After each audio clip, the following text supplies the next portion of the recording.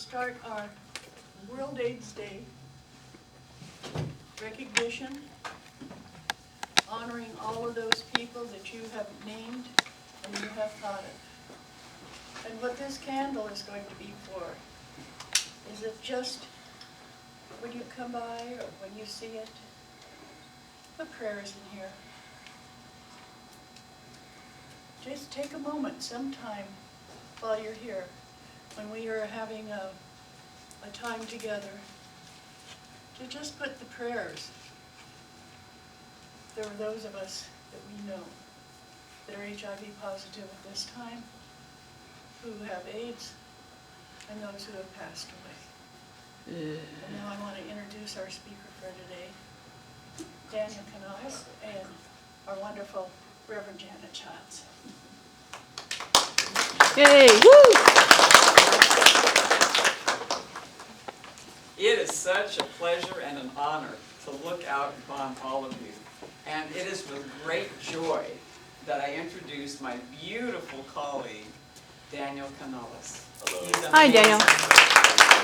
He is our outreach coordinator for our Circle of Care HIV program. And he also does so many other things for us at the Center for Living with Dying program at Bill Wilson Center. And I'm just so grateful to be in his presence. He has done amazing work in terms of getting our program out there and getting outreach to happen for our HIV folks and those that are affected, living with HIV, and also caregivers on the front lines that work with HIV. And that may be many of you in this room. You probably have worked, if you are a healer or a practitioner, with an HIV positive person. And for those of you that are a part of our rejuvenation retreat, I can't tell you thank you enough when I see several of our practitioners here. And I'm just so tickled because you make it happen. You make it happen.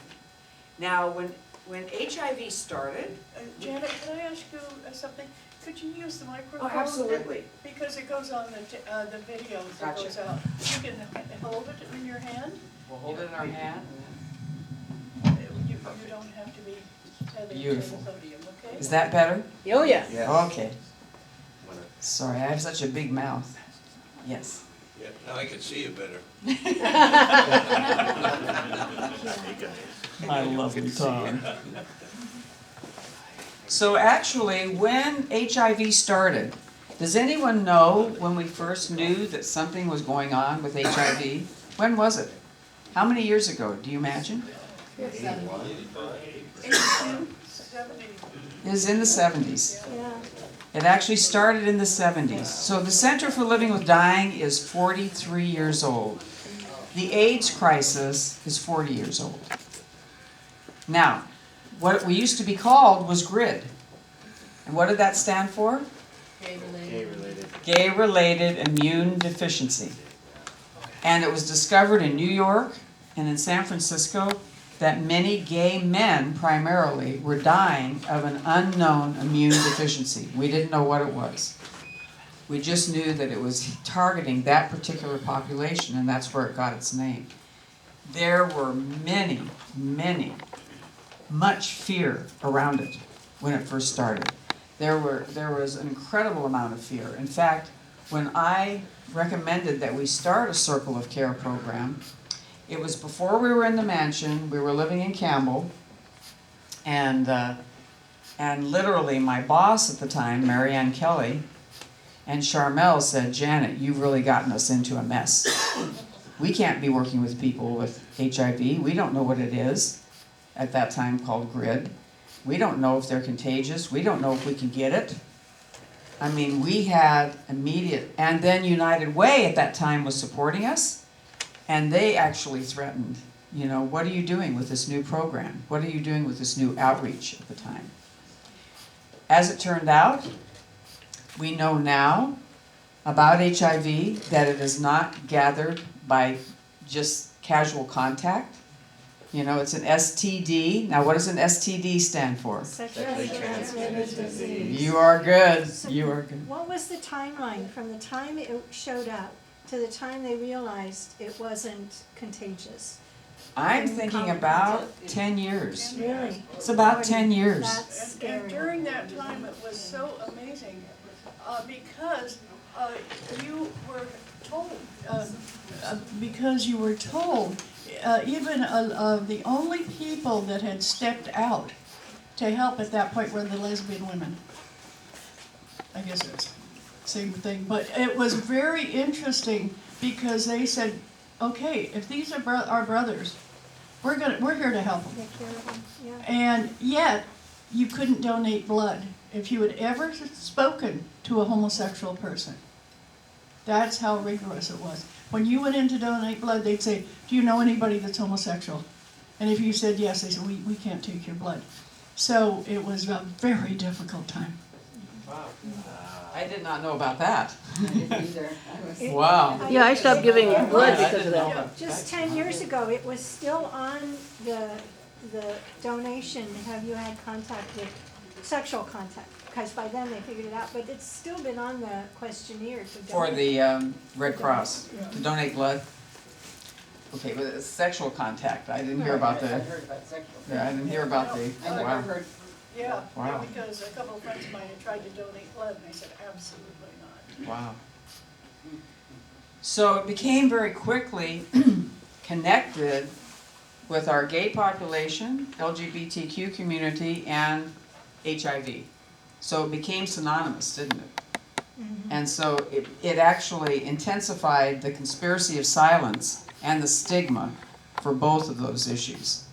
And, you know, Dottie is correct. For many of the people, it were the nurses, not only lesbian nurses, but primarily lesbian nurses and nurses in general that were saying, we've got to fix, we've got to help. So it was our nurses that stepped up, you know, all across the board. San Francisco General Hospital and in New York at several different hospitals that said, we're going to have to take care of these folks even though we don't know what it is. And many people, as a result of that, there were a few that did contract the disease through blood exchange. That's another way that you can get it. But the majority of folks that were caregivers did not get HIV, did they? But they were brave enough to take the risk.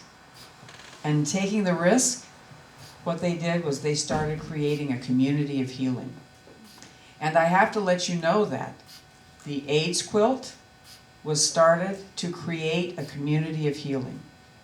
Many of the people in this community, in the UCM and CCL community, helped to create a destigmatization of the HIV process.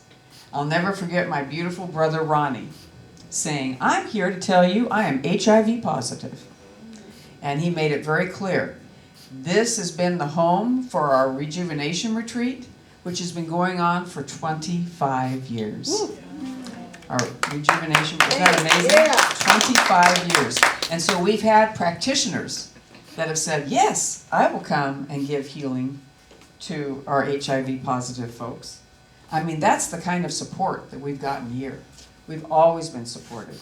But I want you to know, in that initial, you know, part of it, it was very scary. I almost lost my job at the Center for Living with Dying. I irritated Marianne Kelly immensely. You know, I irritated United Way because I said, we have to do something to provide emotional support for people going through it. I don't think we're going to get it. I mean, no one's died by giving emotional support to people with HIV. And at that time, the term AIDS was just coming into, terminology. And what was happening is we were having massive deaths. Massive deaths. So people, medications were not good. People were dying very rapidly of opportunistic infections. And as a result of that, what happened is that we lost a whole creative part of our community and of our society. A whole generation. A whole generation. We lost a whole generation. Janet, to put it in perspective, in San Francisco, they were losing 170 people a week. Yeah. Yeah. At the height of it, it was 170 people a week. And I'm going to have Daniel talk about what the middle section of it was, because what's happened is you're going to see how the numbers have gone down, but that's because of a lot of work. Thank you, Janet. Thank you. Thank you. And Chris, you have something? Just wanted to say, I actually accompanied the quilt to Washington DC a number of times. And one of the most striking pieces of information about the quilt is that each panel is just a little bit bigger than the coexist. They're 3 by 6. Mm-hmm.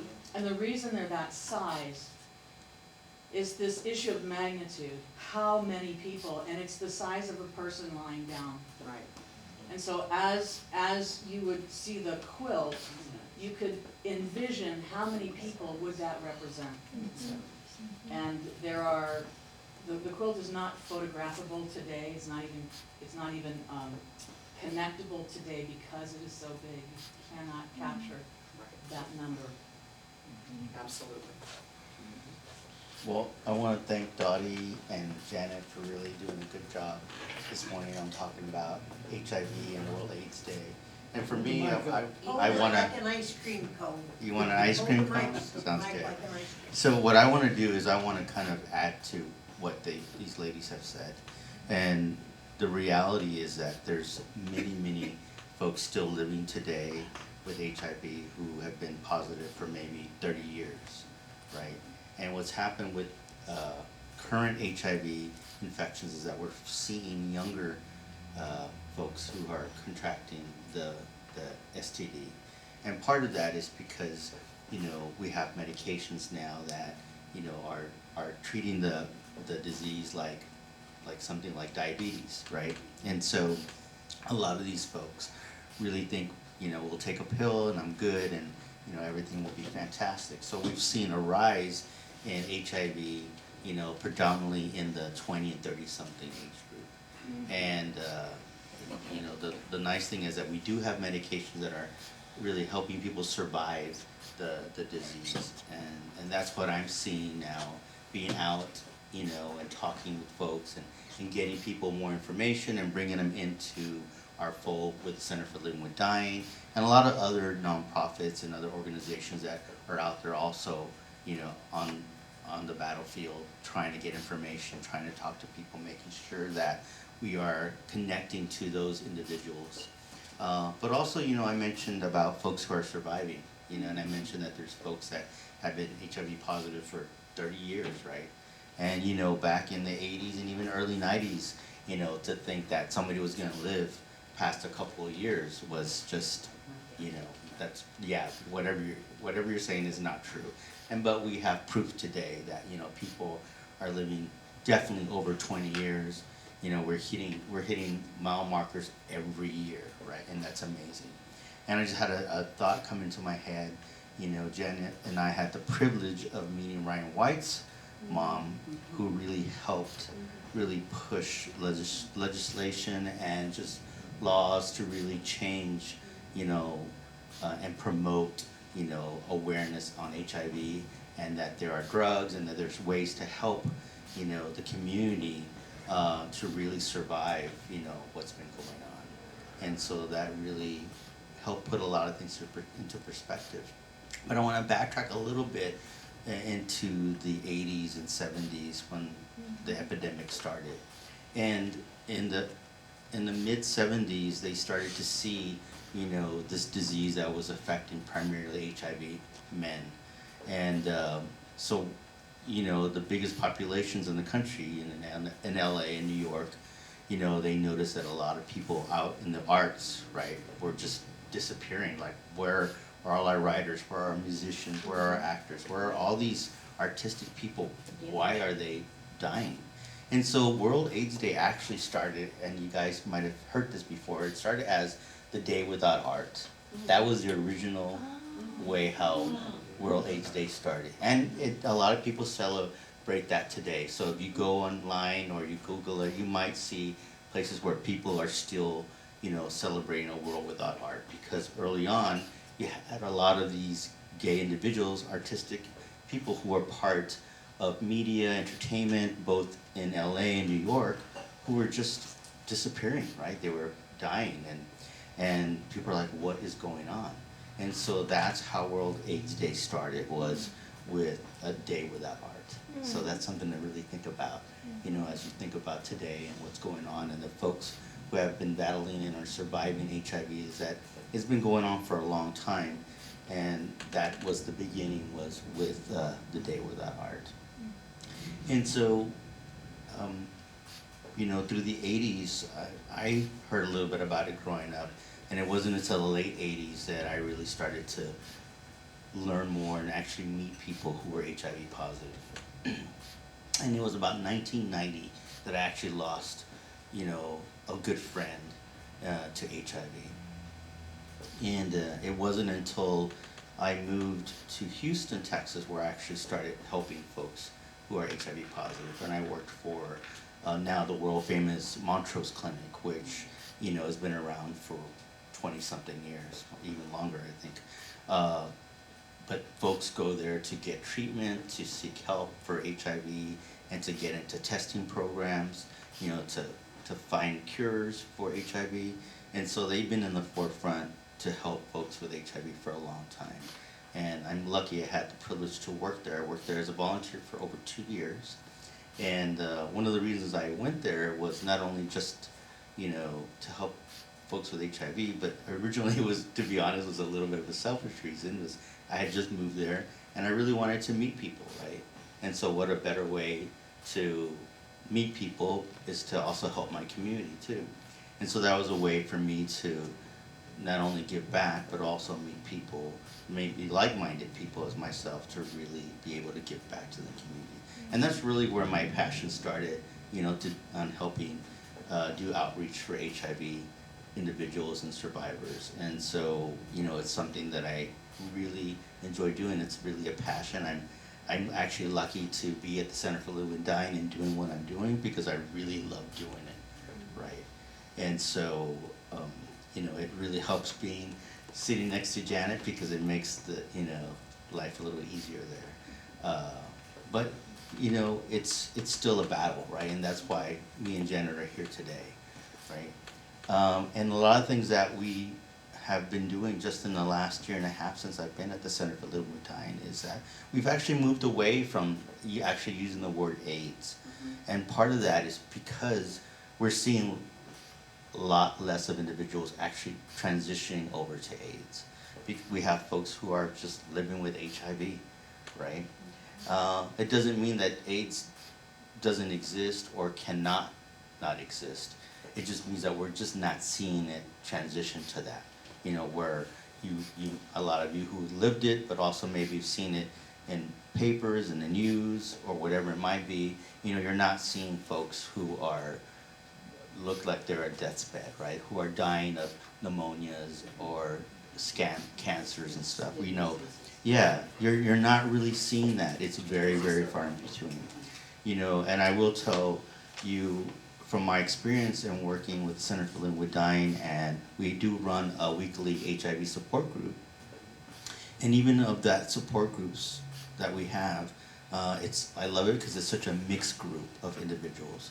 It's just not men, it's not women, it's not, you know, elderly population. It's really a cross section of individuals who are dealing with HIV. And I'm so happy that we're able to do that where we're at. And there's really no other program in the county or in California that I know of that does that, you know, reach out mental health services to those who are HIV positive across the board. Because a lot of the groups and folks that we meet, they have to meet certain criteria. And because we do live in the Bay Area, sometimes a lot of these individuals can't meet that criteria because it's just so expensive. And so luckily, one of the reasons I'm even standing here today is because, you know, my position gets paid through a Santa Clara County grant to help, you know, support and do outreach for HIV and particularly to do mental health for the community. So again, I'm really happy that we're able to do that. But what I'm really getting at is the reason why we're not using AIDS anymore is because I know that Dottie and Jen had talked about the stigma portion of HIV. And we found that, you know, by just eliminating that single word really helps, you know, people talk about HIV. And that's really what we're here to talk about, right? Is HIV, how it affects individuals, how it affects the community, right? How do we get out there and talk to folks to give them the support that they need, right? And if we try to eliminate that stigma at all levels, then that really helps. It doesn't mean that it doesn't exist. It just means that we're trying to ease folks into really talking about it and making it, something that should be talked about. And Janet had mentioned the word STD, right? And that's really something that we're really moving more towards. And that's something that, I will probably find out in the next couple of weeks that I'll probably be joining the HIV Commission here in Santa Clara County. And one of the things that, talking with some of the folks who are in the commission, is how do we evolve, how do we change, and make sure that we're saying the right thing and communicating with the public and letting them know, what really HIV is. And from several of them, they've told me, it's not really just HIV, it's an STD. And if we start talking about STDs and incorporate HIV that it is an STD, then it becomes less of a stigma, right? People are more willing to talk about HIV as part of the STD family, which it always has been, but we find that ability to talk about an STD, really lowers that stigma about talking about HIV. And so, yeah. STD is sexually transmitted Disease, correct, correct. For sure. Yes. Talking about Yeah. So are you using AIDS and HIV interchangeably, or are they different? They are different, but it's such a small difference. The biggest difference is that, and this has changed since even the 80s on how they would mark Yeah. when someone is HIV positive, right? Before it used to be, if you had under 200 T cells, then you had an AIDS diagnosis, right? That's kind of trickled up a little bit, right? Where it went from 200 to 300, and now it's I think up to like 500. If you're like below 500, then you have an AIDS diagnosis, It's right? kind of like cancer where you have like stage 1, Right. and AIDS is like stage 4, it's more terminal. Correct. And so what James was saying, a lot of people see it like a cancer stage. And really, HIV comes in different stages, because I've seen folks who, could have one T cell count and in a year's period shoot up all the way to 300, and you would never have told from when they had one T cell to 300 T cells that they were even ill, right? And that's the thing about folks who, have been living with HIV for nearly 30 years, right? Maybe they've never had any outlook, outward appearance that they're HIV positive. So the thing about the two words is that anyone who has AIDS is HIV positive, right? But not everybody who is HIV positive has AIDS. And again, that's because of the medical difference on where they are in their HIV status. Yes. Earlier you mentioned Brian or Ryan, White. Is that the Ryan. young man who contracted AIDS through the dentist? He contracted HIV through blood transfusions, okay. yeah. He was a hemophiliac, I believe. Hemophilia, yeah, he was a child. Yes, he was a child. Yes, ma'am. My son was admitted to a hospital in Colorado, and in the 90s, that was Colorado, and AIDS, anything like that was really bad.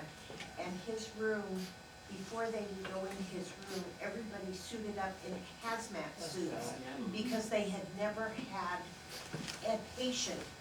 And I mean, it was just amazing to watch, because he was in and out for a year and a half. And by the time he died, people were going in and out because he was a very magnetic personality and decorated his room and people were just going in and out of his room all the time. And at his funeral, there were over 400 people from the hospital and friends who had come around. And I mean, this was one person who expanded his horizons. And I always felt the young man in Wyoming that was caught in the barbed wire road, he came to the same hospital. And he was their second AIDS patient, and they welcomed him with open arms. There was no discrimination then at all, and I always felt that Randy, my son, helped open a lot of doors by being so open about it, and, you know, they were so, open to treating him, so it's just something really special that individuals did over this period of time. We don't hear about a lot of them, so. Yeah, I totally agree. I think one thing I learned more recently was, I'm sure a lot of you guys remember the No on AIDS campaign, right?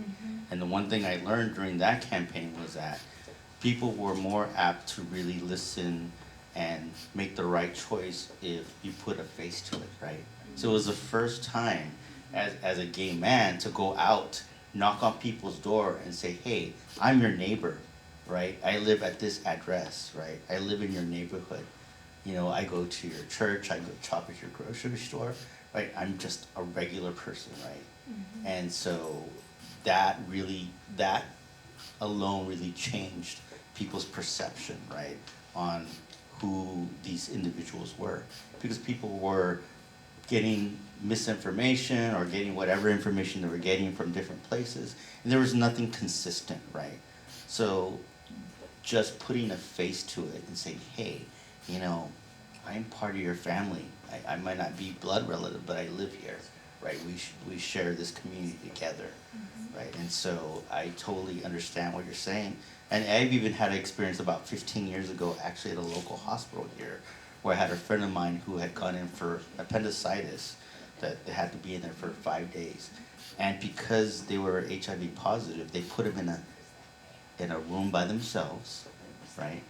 They really didn't have visitors, right? And this was only 15 years ago, right? And it had nothing to do with them being really HIV positive. But it's interesting that they did that. They didn't do that to anyone else, but they put him in a private room.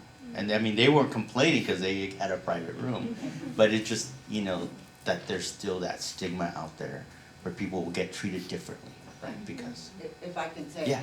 before I was a minister and before I worked in business, I was a nurse. And I was a nurse in San Francisco General in the 70s. And I have to say that it was stigmatizing if you were receiving it, but the people were frightened to death. People were, medical providers were terrified.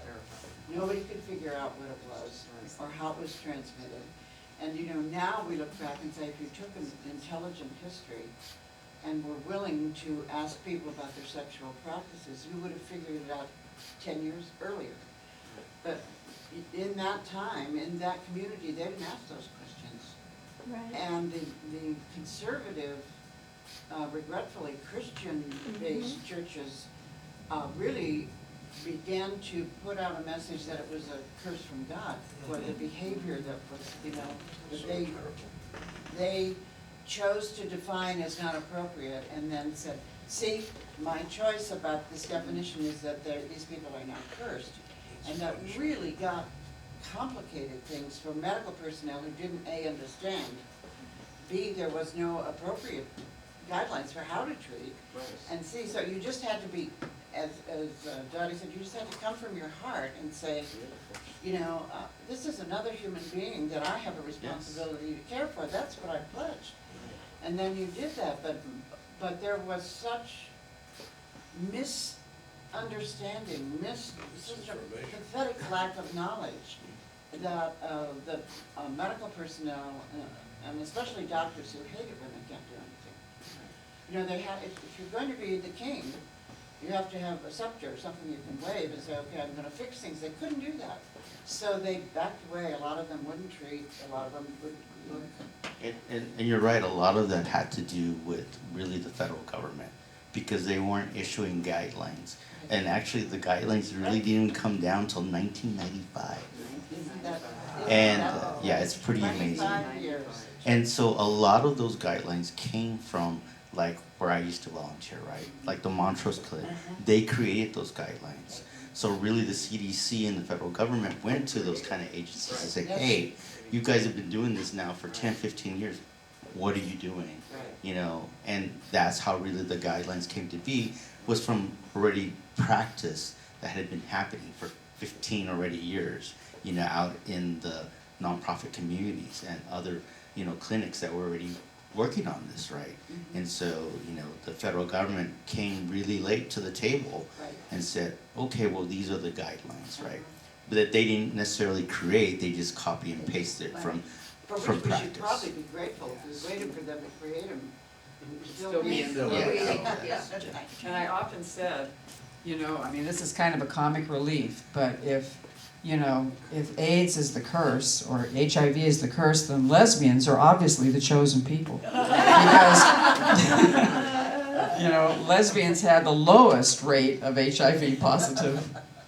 Yeah, two things on this. One is, I've mentioned this before, that within the gay community, let's say in the 70s and prior, the men and the women did not mix. Right. The men had a That's true. subculture, and the women Yes. had a subculture, Yes. and there were no bridges.